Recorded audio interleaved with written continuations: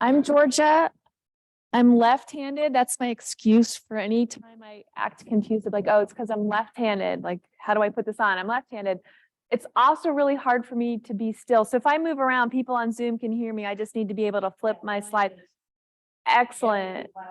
And if I'm too loud for you on Zoom, just dial me down because I want to make sure the people in the back row hear me. I'm Georgia with Riverkeeper. I'm so glad you all did your land acknowledgement because I had one too. And so thank you for doing a land acknowledgement. I appreciate that. Apalachicola Riverkeeper, you know that rivers have mouths, but they don't have voice. So Apalachicola Riverkeeper is the voice of Apalachicola River. And like Audubon, we're a membership-based organization, so our members provide voice for the Apalachicola River and speak up for it. Years ago, when my kids were young, which they are not now, but I used to tell them that river keepers and water keepers are like Loraxes for river basins. Okay, so we give voice to a watershed. Susan Anderson was our, wait, I'm gonna make sure I don't. If I talk more than 25 minutes, I want somebody, David, throw something at my head, okay, as my friend, just, y'all know I get it, I get excited and I love talking about the river and I love talking about the biodiversity and all the wonderful reasons why we need to work together to protect this river. But sometimes I get going, so stop me at 25 minutes so we can have questions. Susan Anderson was our very first river keeper. We've been an organization for 25 years. We're part of the Waterkeeper Alliance, which is an international group of independent voices for various watersheds across the world. Okay, heavy concentration in the US, but Apalachicola Riverkeeper was one of the very first.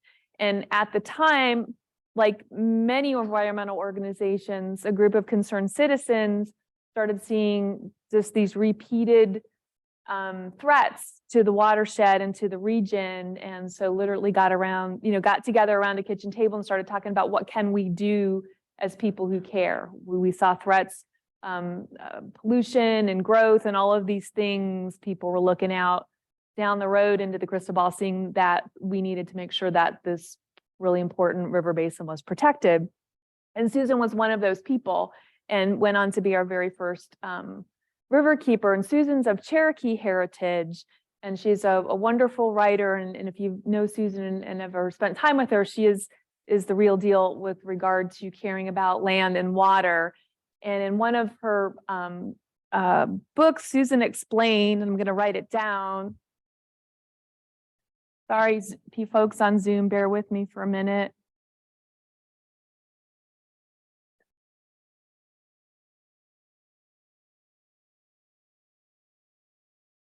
And I want to read this so I give it the respect that it needs. But in one of the book Between Two Rivers, which probably many of you are familiar with, Susan wrote the preface for the book, the introduction.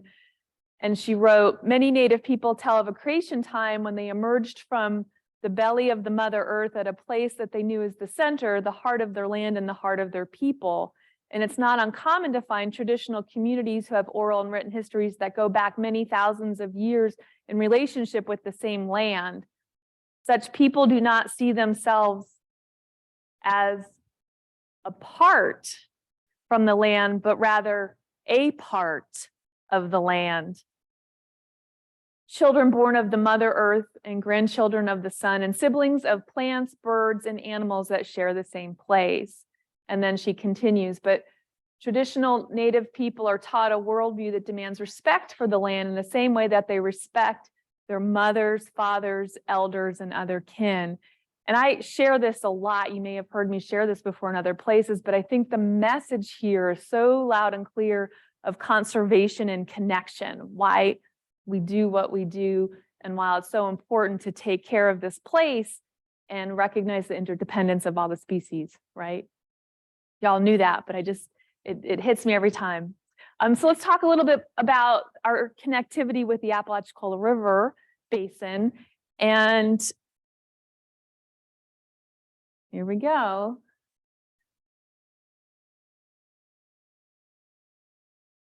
Uh-oh.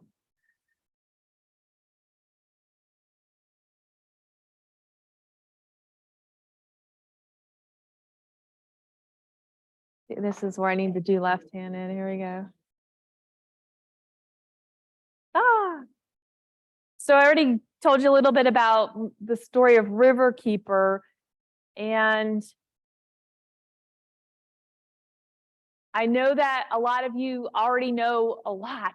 So for folks on Zoom, go ahead and type your answers in the chat. But 3 rivers comprise the ACF Rivers Basin. Shout them out. One of them is obviously the Apalachicola. What are the other 2?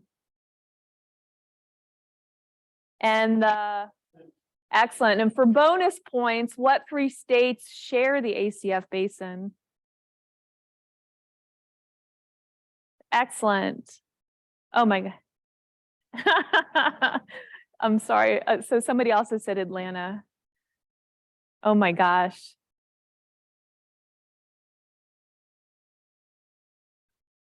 I am using the wrong button. Does somebody want to come teach me? Because there we go. So Georgia is a Mac person. I haven't touched a PC and I can't tell you when, and I haven't used a mouse and I can't tell you when. So thank you for your patience. Okay, the Apalachicola, the Chattahoochee, and Flint. And so there's another map in the back, but this is a really big rivers basin that 3 states utilize. And as you know, the 3 rivers are like a big Y, okay? And so you've got the Chattahoochee and the Flint out here, and the Apalachicola is the base of the Y. On a scale of 1 to 3, 1 being some and 3 being a whole lot, 2 being somewhere in the middle, folks in the room and folks in the Zoom can put this in the chat. Rate your familiarity with the Apalachicola River Basin. Hold your hand up with a 1, a 2, or a 3. Oh, Connie, you can't do 2. You have to do like 5. Come on now. Okay, excellent. Okay, so we have a whole mixed group. This is great. And I can't see what y'all are putting in the chat. So are you watching on? Like, okay. Okay, great. So what I see is we have kind of a diverse group in terms of your knowledge of the river basin. So I'll try to keep it down the middle, and then the people that know a whole lot ask the hard questions and help facilitate the discussion. Let's do it like that. Okay, so you have here's the whole entire watershed. The dark green and the little light thing, the pointer doesn't work. So I'd be pointing at the dark green right now to point out the Apalachicola River Basin. As you can see, it's about 15% of the basin. The bulk, I could use the mouse cursor. Thank you. This, by the way, this is my very first time doing live hybrid Zoom presentation. So I learn something new every day. The dark green right there is your, oh, it shows up really well up there, is your Apalachicola sub-basin. The bulk of the basin is in the state of Georgia, right? And Atlanta, true or false, depends on Lake Lanier for their drinking water supply. True. So there's a big picture.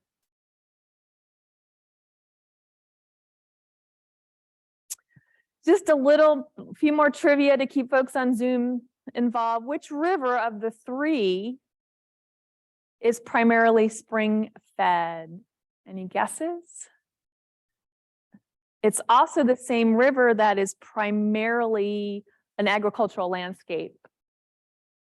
The Flint, right, very good. Here's a blow up of the Apalachicola Basin, sub-basin of the ACF. How many sloughs, creeks? Well, I'll stand down on that question. I'll come back to it. So the entire ACF basin is about 19,500 square miles. Of those 4 choices, which state is it close in miles to? My granddaddy grew up there.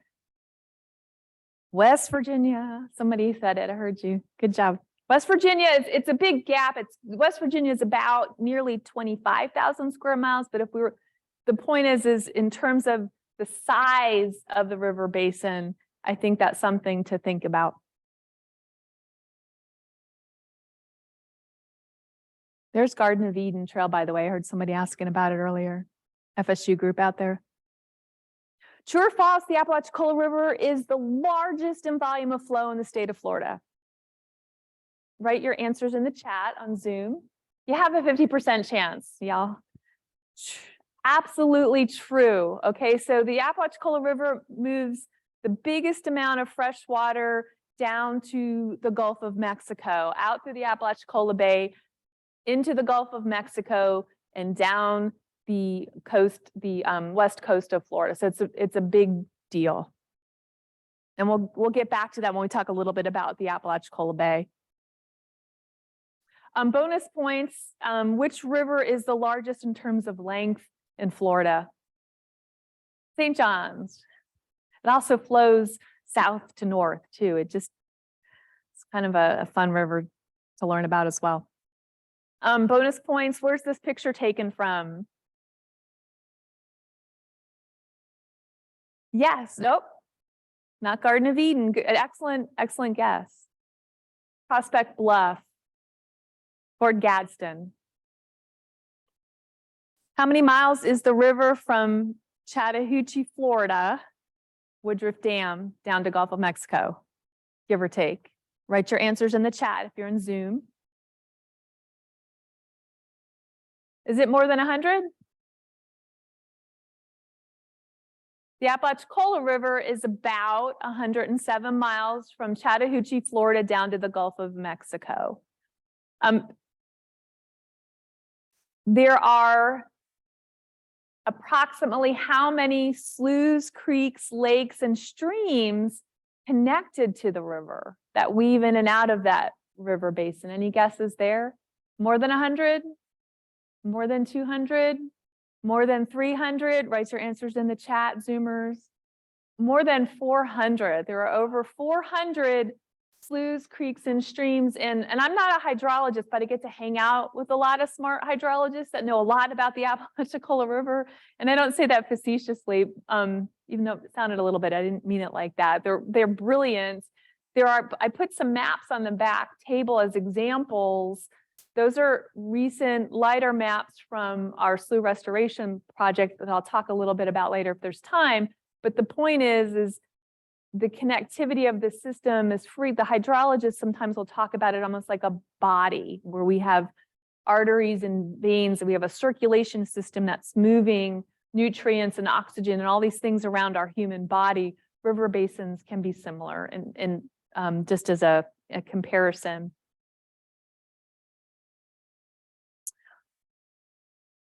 True or false? It's a bit of a trick question if you're a real geography geek, but there are no dams on the Apalachicola River. It is false. And if you know how, you could argue the point if you want to, but we won't get into that. But false. What is the dam on the Apalachicola River? What's the big dam that holds Lake Seminole back? Woodruff, yeah. Woodruff Dam. Raise your hand if you've driven across 90 and seen the Woodruff Dam, yeah. I was there yesterday with a group of UF researchers, and there were 2 PhD students, and they're like, can we get a little closer? I'm like, not unless you want to go get interrogated, because we were right up near there's a no zone that you can't get into. But if you're familiar with the area, the Apalachicola River vacillates with flow from the from Woodruff Dam. Anyway, it can be really low and you can't get close. Well, we've got high flows right now, and we were able to get real close, and the floodgates were open, and so we were checking it out because it was their first time up there. What's the largest tributary within Florida to the Apalachicola? Y'all are like whispery. The Chipola. Say it with pride. Have you been on the Chipola River or been fishing out on the Chipola? Maybe you've been out kayaking or paddling, and maybe some of you have tubed Spring Creek, I bet. We're doing a cleanup out there, Earth Day, by the way. If anybody's interested, let me know. We'll be out and you have your own Earth Day, I think. But anyway, help get the word out that we're doing a cleanup out in Marianna on Earth Day on Saturday. Just a few pointers about the Chipola. I won't read these at you. It's an important river. The Chipola River is a heavily agricultured area, the river basin. You probably are fully aware of that, but if you've spent any time in Jackson County, you've seen that. So the Apalachicola River has quite a few important designations that are listed here. And so I wanted to share that with you. I think most notably, when we say to the people in the world that the Apalachicola River is recognized internationally for its biodiversity, and that is most shown by the United Nations Man in the Biosphere program. It's really important. The number of species in the Apalachicola River basin are pretty remarkable, and I bet you all could school me some on bird species of the Apalachicola River basin. So here's some important points. We already talked about it being the largest river in volume, highest species diversity of any river system in North America. It's a pretty big deal. It is part of Florida's largest forested floodplain.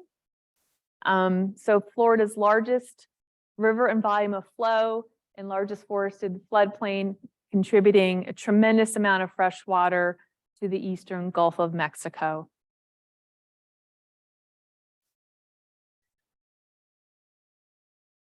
If you see right here, this green is the fresh water coming into the St. George Sound and the Apalachicola Bay.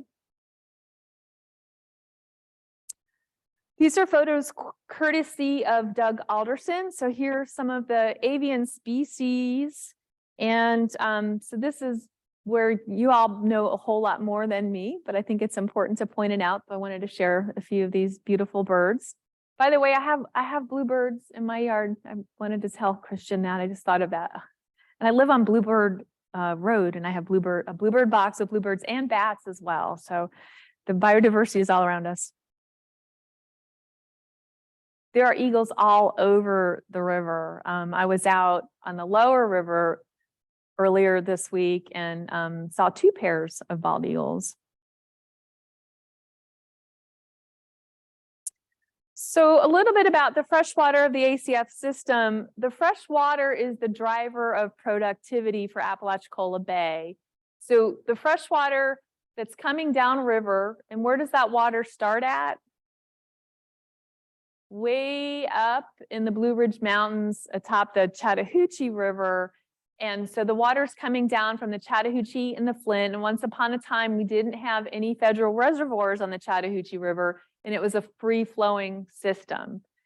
That was, decades ago, and the system has changed since then. But the productivity of that fresh water moving in and out of the floodplain, all of those sloughs and creeks that I just told you about, the water moves up and down, pulls life-giving nutrients into the river, brings them down to the bay, and that's where that incredible estuary, saltwater, freshwater mix is so important to that habitat.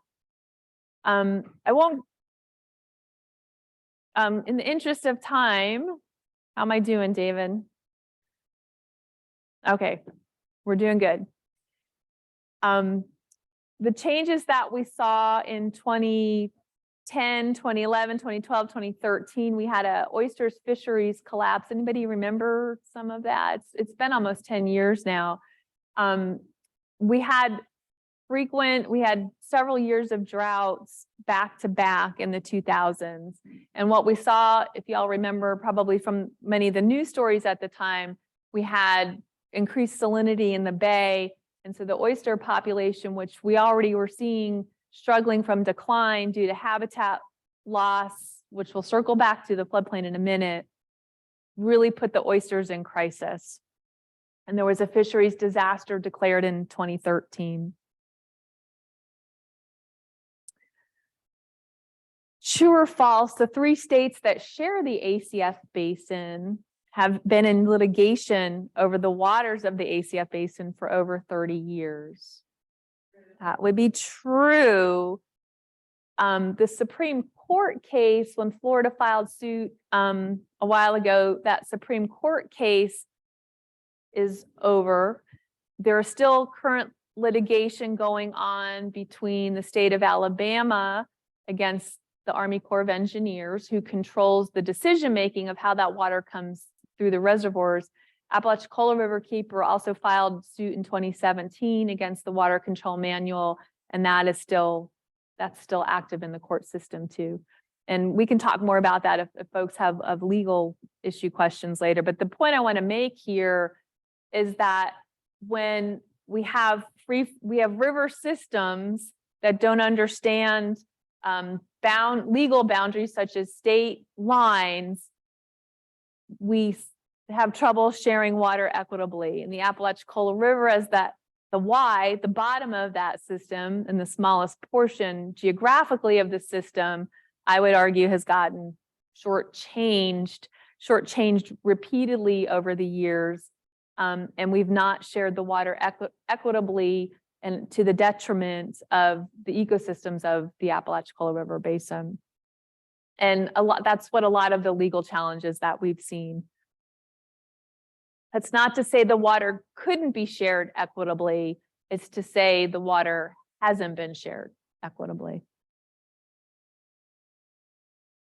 I believe that the water can be shared equitably, and there's been attempts to bring people together to have conversations about how we get to that. The challenge that we have, a lot of it has to do with the political will and sacrifices and how we share water, particularly in times of drought, that are really important. Drought is like banking to me. When we have a lot of money in the bank, we tend to spend pretty freely, right? Things are good, we're out to eat, we're buying stuff, we might be, being extravagant with our friends and loved ones, but when money is tight, or prices are going up, or income is not as high, then we have to make really difficult decisions about how to spend. The time to do budgeting is well before the time when the money gets tight. And so the challenges with drought is it's difficult for 3 states to get together and have discussions about how to share water when we're already knee deep in the drought. The time to be doing it is well before that, when things are good and people are being reasonable and can have those kind of discussions. Ooh, I had a couple more slides, or so I thought, but I'll pause there. Let me go back to the am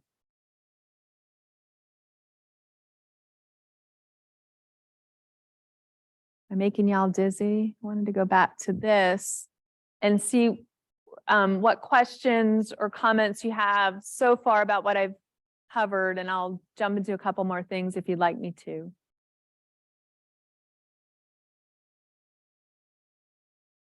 Connie.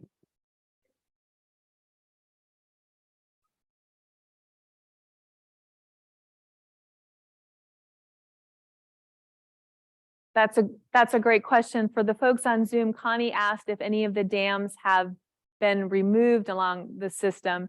There are 5 federal dams, and the Army Corps of Engineers makes the decision about how that water gets moved around, so to speak. And I'm speaking really simplistically because I know that when I get knee deep in this, it can get really boring fast. They make decisions about how that water gets shared and where it goes and when, based on the various needs of the users of the water. There are some smaller municipal dams that have been removed and are in the process of being removed. And that's good news overall. Would we like to see big dams removed? There's the potential for that. Yeah, really great question. Who controls? So the Army Corps of Engineers controls the reservoir. So the water comes down from the Chattahoochee River to Lake Seminole and is held back at Lake Seminole. And so they have this the Water Control Manual, and it's all in there. It's hundreds and hundreds of pages.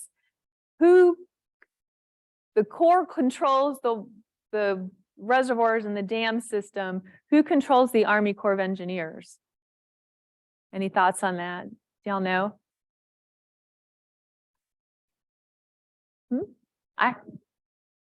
Close. Yeah, I heard somebody say it, I thought, back there. Congress. Congress ultimately controls the Army Corps of Engineers. And who controls Congress? Not lobbyists. I was with a group of young people a couple weeks ago, and they were like, lobbyists. I'm like, you're too young to be that cynical. Don't say that. It's true. Lobbyists have a lot of influence in Congress. I would be naive to say that that was not true. But the point is we control Congress as citizens, and it's important to let congressional people know what we want. And it's important to do the slow and painstaking work of collaboration and attempting to engage with people that may have a completely different perspective of what the water should be doing. And that's tricky stuff. For a while, we had, particularly with the Florida versus Georgia lawsuit, some of, people weren't talking, the decision makers weren't talking because litigation kind of slows down that process. And the good news is there is some renewed momentum to have conversations around how we can share water.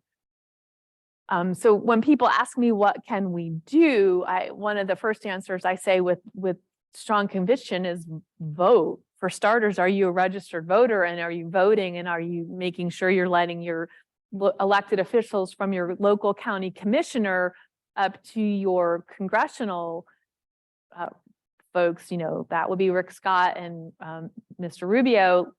This is what I care about, and this is what I want to see you, working to help take care of in the Apalachicola River Basin. It is on my list.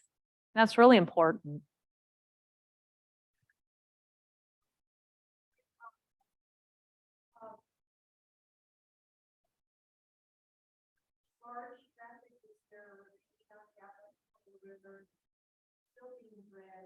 And there much effort in opening up the schools that can go outside. Do you want to answer part of that question, Connie? Well, let me repeat the question for the Zoomers. The question, make sure I get it right. Is there still dredging going on? Is there still barge traffic? And then is anything being done to work and restore the sloughs? Did I get most of that right? Great. Do you want to take on any of that? Connie knows a whole lot about the Apalachicola River. Okay.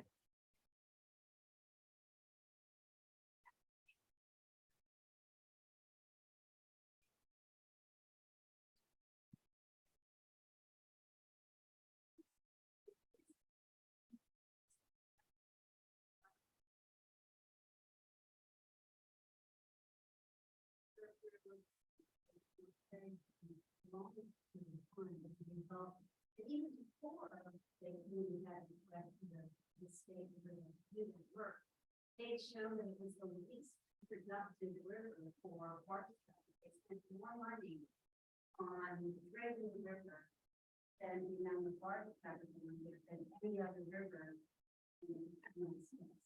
So it really wasn't more problem that dredged the water. There might be some minor. You're spot on. So Florida was the first state to ever deny a Corps request to for continuing dredging. And dredging is the process of pulling up sediment out of a river to make a channel deeper. And one of these really smart hydrologists that I was referring to before, I've seen, in fact, I think it was in this room that he gave the presentation, David, potentially, when we had an Apalachicola River conference a few years ago, and former Senator Graham was here as well. But this hydrologist who has spent years, Matt Kondoff, studying rivers across the U.S., explained it. He's like, my 5-year-old could explain to you what dredging is. You go in, it's like being at the beach. When you were a kid at the beach, digging a pit, or you were channeling that. You were making that path from your picnic blanket over to the water, wherever. What happens over time? It just starts collapsing and it fills in, and river systems do the same. And so every few years or some interval of time, you've got to get out there and dig and dig and dig. And well, guess what? It's really expensive. It wrecks a whole lot of habitat. And I'm speaking in non-scientific terms right now, but it just messes stuff up, right? And so we have all of these negative impacts. And the biggest one among them, and I thought the slide was in there, so forgive me, I have 3 variations of a presentation.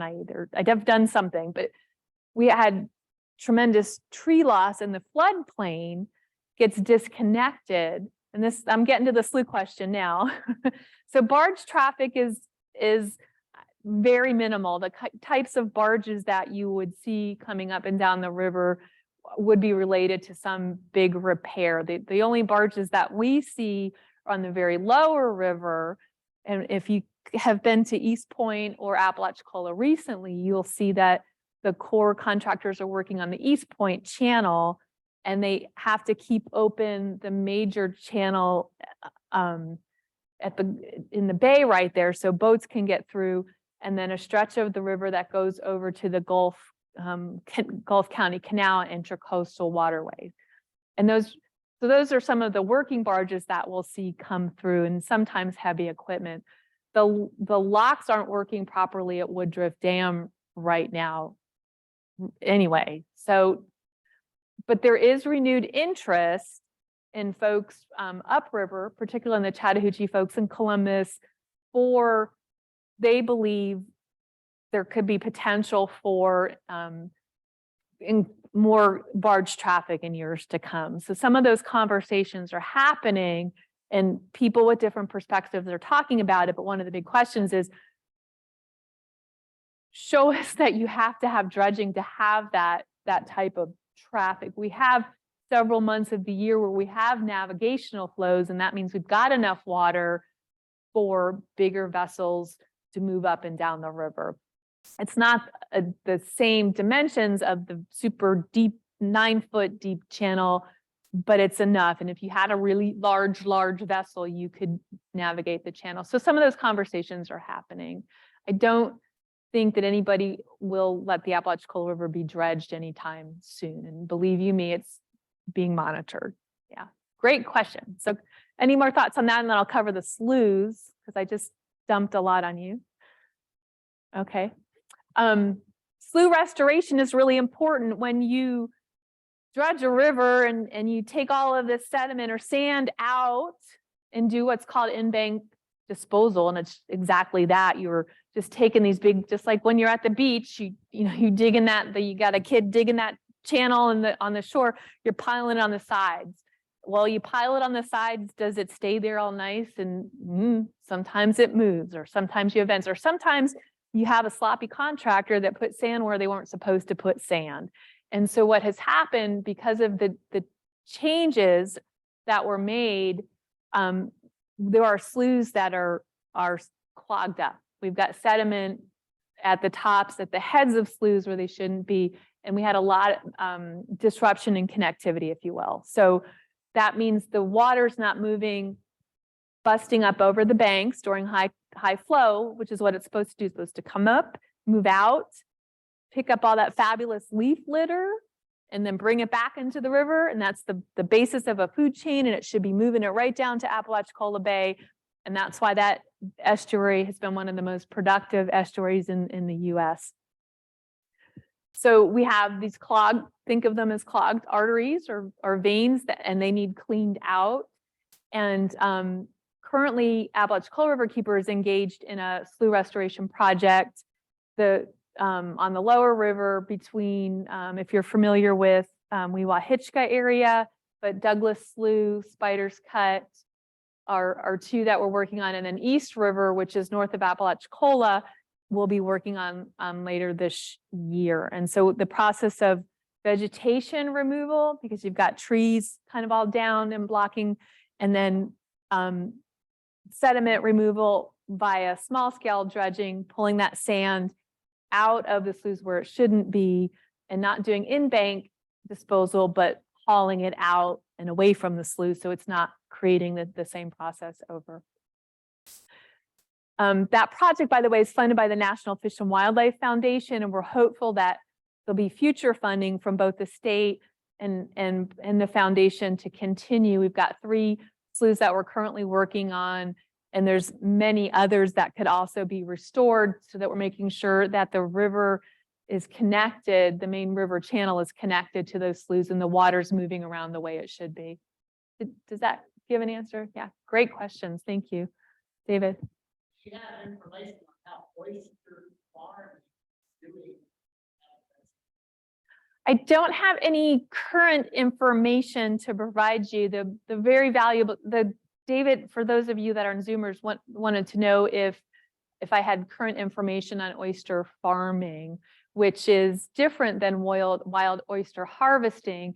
The Apalachicola Bay is closed to wild oyster harvesting through 2025, while the state focuses on restoration efforts, and Florida State University separately has the Apalachicola Bay Systems Initiative, and they're doing a lot of restoration experiments to see, okay, if we're going to restore oyster reefs, because oyster reefs, the habitat is really important for oyster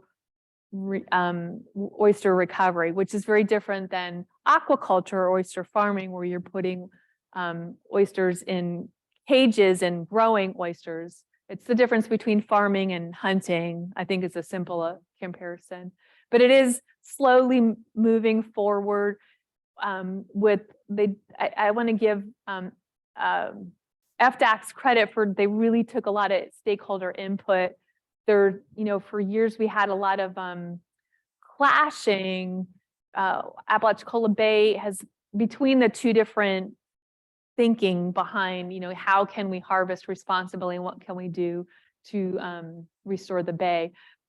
Aquaculture has important filtering aspects of provides a lot of benefit as well.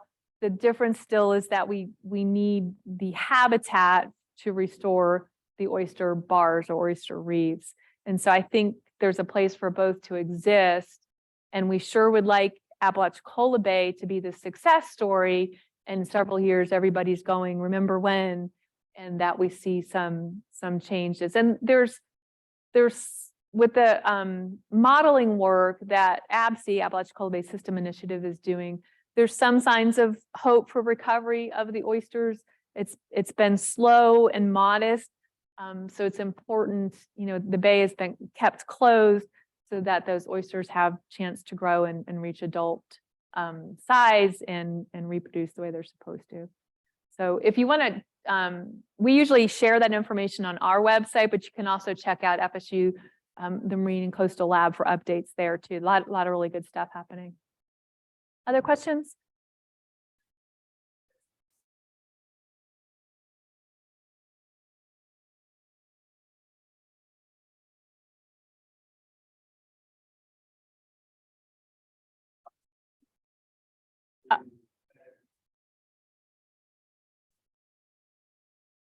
I think you're, great question. So it's a question about water quality in Apalachicola Bay, and there's a lot of different parameters there. Are you referring to a lock system on Bob Sykes? Okay, thank you. On Sykes, which connects Little St. George. It's basically a channel through St. George Island. I haven't heard any feasibility studies to do such. I think it would be worthwhile studying, could that be part of the solution? Certainly that's the system, because we're talking about a river, floodplain, and bay system. One doesn't exist without the other. It's just like we've got legs and a torso and a head. We are a system, and this river and bay system, when you make changes to part of it, adaptations start happening. And so a feasibility study would be worthwhile to see what part of the solution, how much water are we losing, how much fresh water is going out through there. I haven't seen any recent data on that. There is the Northwest Florida Water Management District has been doing an analysis of how much fresh water is lost. If you're familiar with there's a map back there, but how much fresh water shoots off Jackson River over to Lake Wimico, which is a man-made canal over to Port St. Joe, how much fresh water is peeled off. So instead of the river, the water, I could show you, right?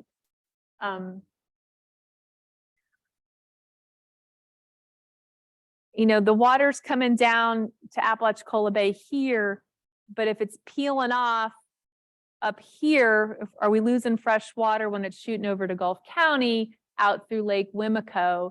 And so there's data being collected on that.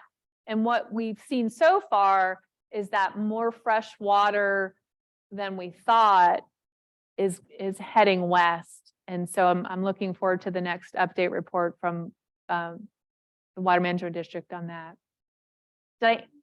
In general, in terms of general water quality, there's a lot of different things we could look at. Did anybody hear about the pharmaceuticals in the redfish report that was in the news recently? Apalachicola, so bonefish, tarpon trust, thank you. A study was done across the state to a fish study survey to see the amount of pharmaceuticals that were showing up in redfish and Apalachicola. They looked at bays all across the state, and concerningly, pharmaceuticals show up in our fish. And Apalachicola Bay was no different, and Tampa Bay and Apalachicola Bay had among the higher numbers.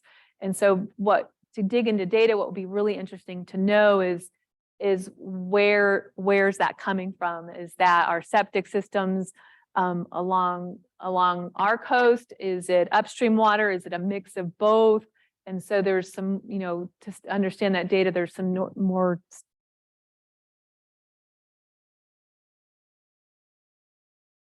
Mm-hmm.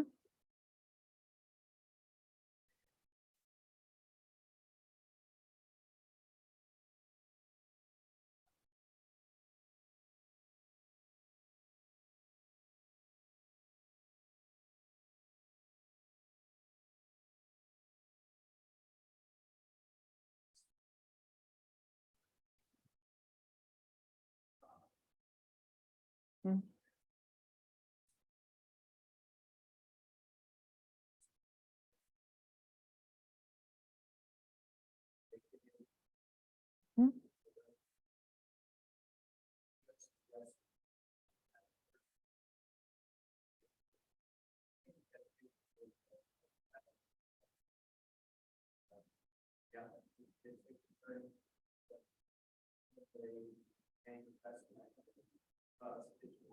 Mm-hmm.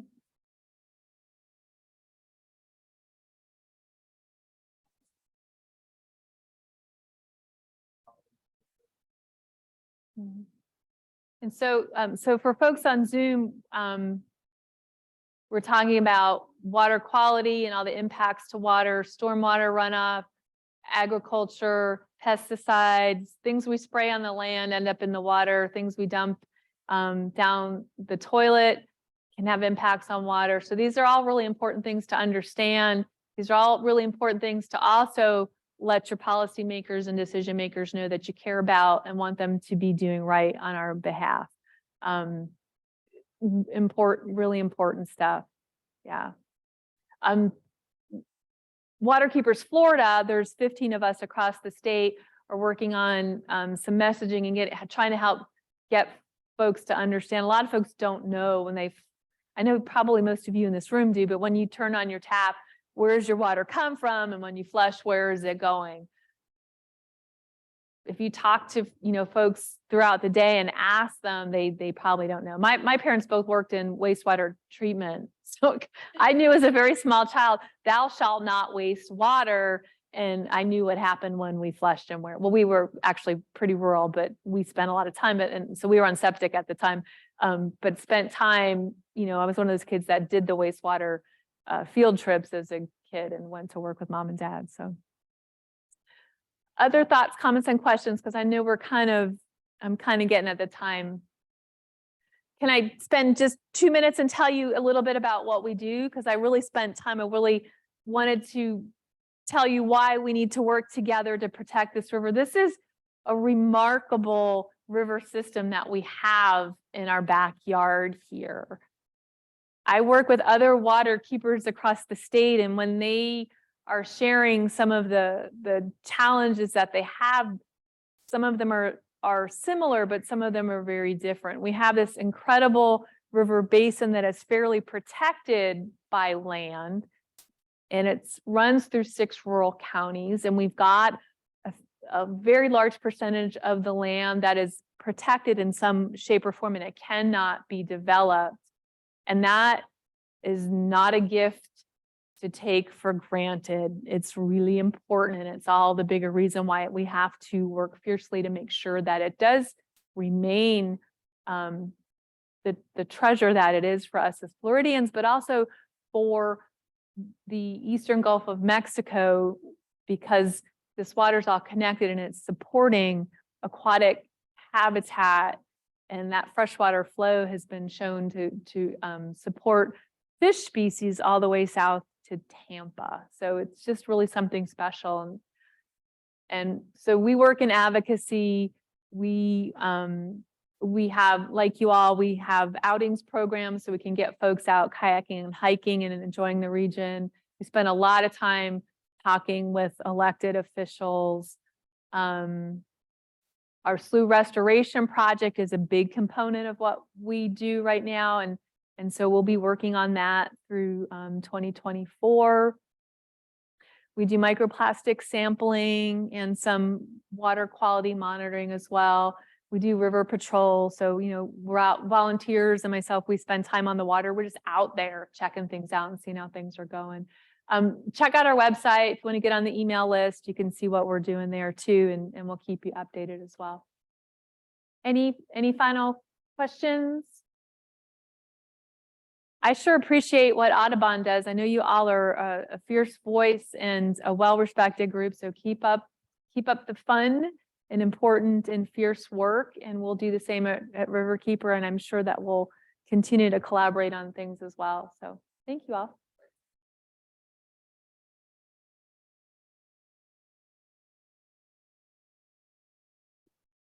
Georgia, thank you all for coming out this evening, and we hope to see you next month at our picnic potluck out in September.